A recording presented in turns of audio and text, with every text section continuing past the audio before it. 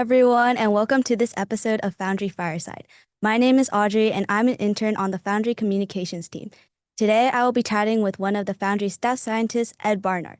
Ed leads the Foundry's data group, supporting building new automated equipment, implementing data sharing and analysis pipelines, and building data support infrastructure. He'll be sharing more about his work, the impact of the data group, and how their efforts are shaping the future at the Foundry. Welcome, Ed. Could you please introduce yourself? Hey, thanks for the introduction. My name is Ed Barnard. I've been a staff at the Molecular Foundry for I think about 10 years, and I've been happily working on this new data group for the past couple of years. I'm excited to tell you about it. The data group is relatively new to the Foundry. Why was it created, and what specifically in data and automation was it designed to address? The Foundry and in science in general, we really realized that scientific work has been increasingly data-driven. There's bigger instruments, more instrumentation, and data sizes are increasing. For example, we have instruments at the Foundry now that can create terabytes of data per minute.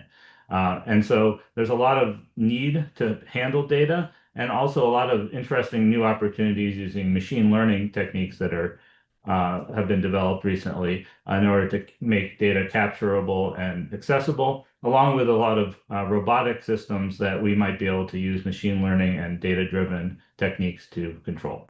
Why is having a shared data infrastructure so critical for research at the Foundry? As I said, there's because of the increasing amount of data and the need to be able to search it and find kind of clues in large data sets, having an infrastructure to do so is quite important. As we have larger and more complex instruments and synthesis tools, we need to make the data more accessible.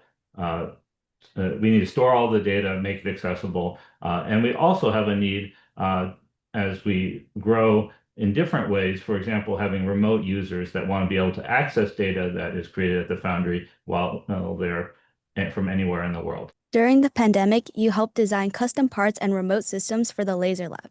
How did that experience shape your current work?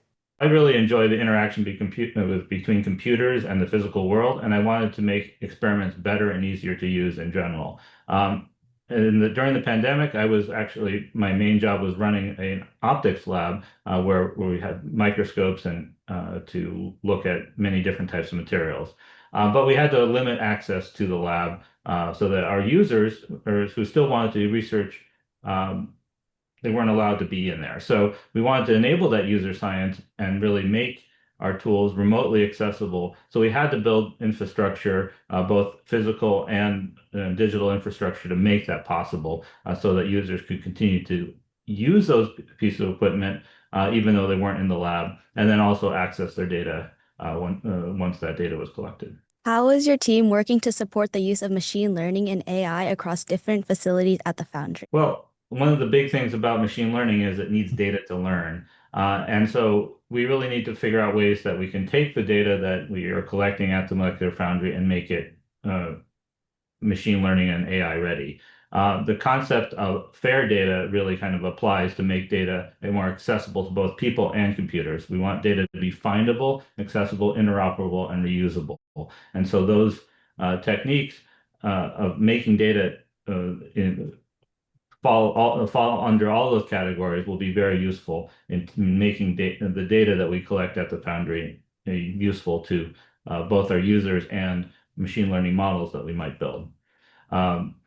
We also are really looking at a very interesting way that we can use machine learning as a feedback loop while we're synthesizing materials, where we make a material here at the Foundry. We characterize it at the Foundry, and then we have to make a decision about what is the next experiment we want to try.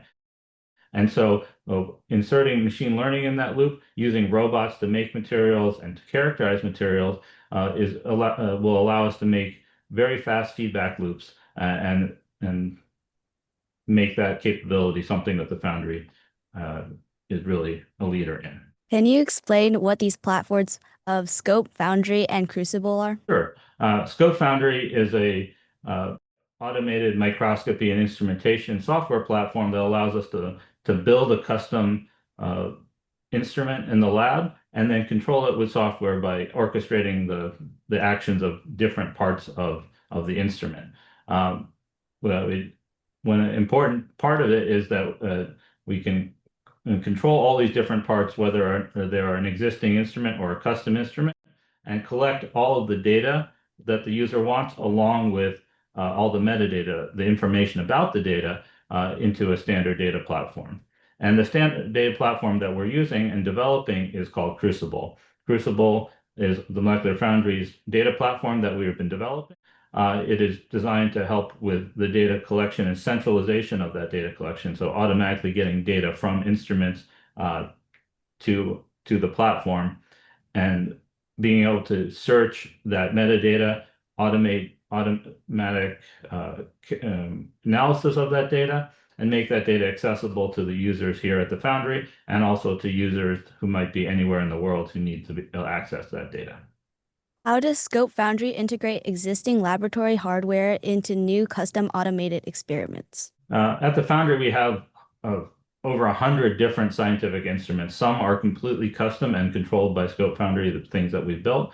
But there's also instruments that we get from vendors that serve a purpose, but we want to expand on that. And that's where we can connect with custom-built parts that go onto our existing instrumentation, and we can control that interaction using Scope Foundry. An example of that is the Autobot platform that we developed, which is a robot called SpinBot that makes materials, and we added characterization tools, things that we use.